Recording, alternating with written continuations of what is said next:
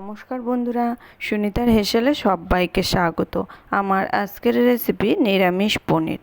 আমার নতুন বন্ধুদেরকে স্বাগত জানিয়ে আর পুরনো বন্ধুদেরকে পাশে থাকার জন্য অসংখ্য ধন্যবাদ জানিয়ে আজকের ভিডিওটি শুরু করছি। চলুন তাহলে দেখে নেওয়া যাক। এখানে দেখুন আমি 300 গ্রাম পনির নিয়েছি। পনিরটা আমি একটু বড় টুকরো করেই কেটে নিয়েছি, আর আলুগুলোকেও আমি একটু বড় করে কেটে নিয়েছি। এবার এই পনির রান্নার জন্য আমি একটি মশলার পেস্ট তৈরি করে নেব। তার জন্য এখানে একটা মিক্সির জার নিয়েছি, তার ভেতরে দিয়ে দেব আদা পরিমাণ মতো, আর একটা বড় সাইজের টমেটোকে আমি টুকরো করে নিয়েছিলাম সেটা, আর কয়েকটা কাঁচা লঙ্কা।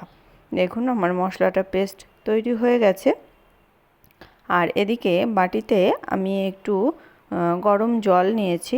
এই গরম জলের ভেতরে আমি দিয়ে দেব 1 চামচ চিনি, আর দেব সামান্য একটু লবণ। এই লবণ আর চিনি দিয়ে জলটাকে আমি খুব ভালো করে মিশিয়ে নেব। মিশিয়ে নিয়ে এটাকে আমি চাপা দিয়ে রেখে দেব সাইডে। এটা আমাদের পরে কাজে লাগবে। এদিকে আমি ওভেনে একটা কড়াই বসিয়ে দিয়েছি। কড়াইতে পরিমাণ মতো সর্ষের তেল দিয়ে তেলটা যখন ধোয়া ওঠা গরম হয়ে যাবে, তখন আমি এর ভেতরে দিয়ে দেব কেটে রাখা পনিরগুলো। এই পনিরগুলো দিয়ে আমি একটু উল্টে পাল্টে লালচে করে ভেজে নেব। খুব বেশি এখানে পনির ভাজার দরকার নেই, একটু লাল কালার এলেই আমি পনিরটাকে তুলে নেব। দেখুন পনিরটা আমাদের খুব ভালো করে ভেজে নেওয়া হয়ে গেছে, লালচে কালার চলে এসেছে পনিরের গায়ে। এবার আমি এই পনিরটাকে এই কড়াইয়ের থেকে আমি তুলে নিয়ে যে জলটা আমি তৈরি করে রেখেছিলাম, সেই জলের মধ্যে আমি পনিরটাকে দিয়ে দেব। এইভাবে পনিরটা রান্না করলে কি হয়, পনিরটা খুব সফট হয়, আর পনিরটা খেতেও খুবই ভালো লাগে। এবার আমি ওই তেলের মধ্যেই দিয়ে দেব কেটে রাখা আলুগুলো। এই আলুগুলো দিয়েই আমি আলুর মধ্যে দিয়ে দেব সামান্য একটু লবণ আর একটু হলুদ গুঁড়ো। এই লবণ আর হলুদ গুঁড়ো দিয়েই আলুটা আমি খুব ভালো করে ভেজে নেব। ভাজতে ভাজতেই আলুটা যেন আমাদের 50%-এর মতো সেদ্ধ হয়ে যায়, সেই রকমভাবেই আমি আলুটাকে লো আঁচে ভেজে নেব।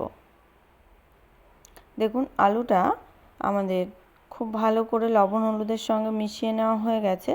এইভাবেই আমি লো আঁচে আলুটা খুব ভালো করে ভেজে নেব। আলুটা আমাদের খুব ভালো করে ভেজে নেওয়া হয়ে গেছে। এবার আমি এটাকে তুলে নেব।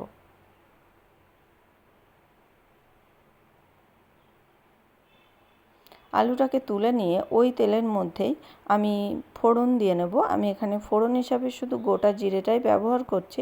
আপনারা চাইলে এখানে গোটা গরম মশলাও ব্যবহার করতে পারেন, আমি সেটা আর করব না।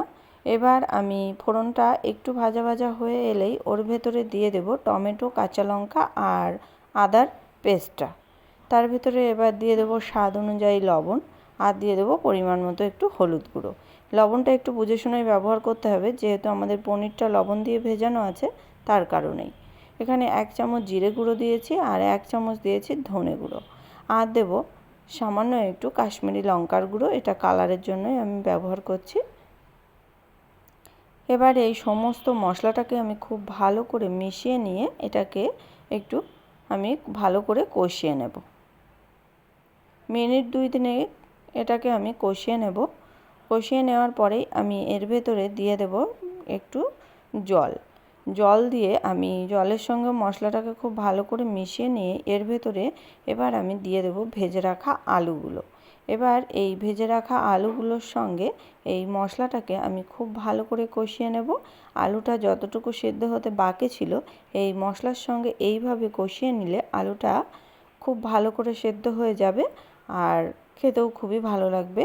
দেখুন আলুটা আমাদের খুব ভালো করে সেদ্ধ হয়ে গেছে, দেখেই বুঝতে পারছেন।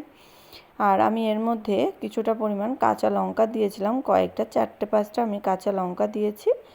এবার আমি এর ভেতরে দিয়ে দেব যে জলের ভেতরে আমি পনিরটা ভিজিয়ে রেখেছিলাম, সেই জল সমেতে আমি পনিরটাকে দিয়ে দিয়েছি। এবার এটাকে খুব ভালো করে জলের সঙ্গে মিশিয়ে নিয়ে এইভাবেই আমি ফুটতে দেব 7 থেকে 8 মিনিট। দেখুন ফিরে এসেছি 7 থেকে 8 মিনিট পর। পনিরটা আমাদের মোটামুটি রেডি হয়ে গেছে। এবার আমি এখানে দিয়ে দেব সামান্য একটু গরম মশলার গুঁড়ো। গরম মশলার গুঁড়ো দিয়ে আমি এটাকে খুব ভালো করে মিশিয়ে নিয়ে আবারও 2 থেকে 3 মিনিট খুব ভালো করে এটাকে ফুটিয়ে নেব। দেখুন আমি খুব ভালো করে 2 মিনিট মতো ভালো করে ফুটিয়ে নিলেই তৈরি হয়ে গেল আমাদের দারুণ স্বাদের নিরামিষ পনির। এটা কিন্তু সাদা ভাত, পোলাও, রুটি, লুচি, পরোটা সবারই সঙ্গে খুবই ভালো যায়।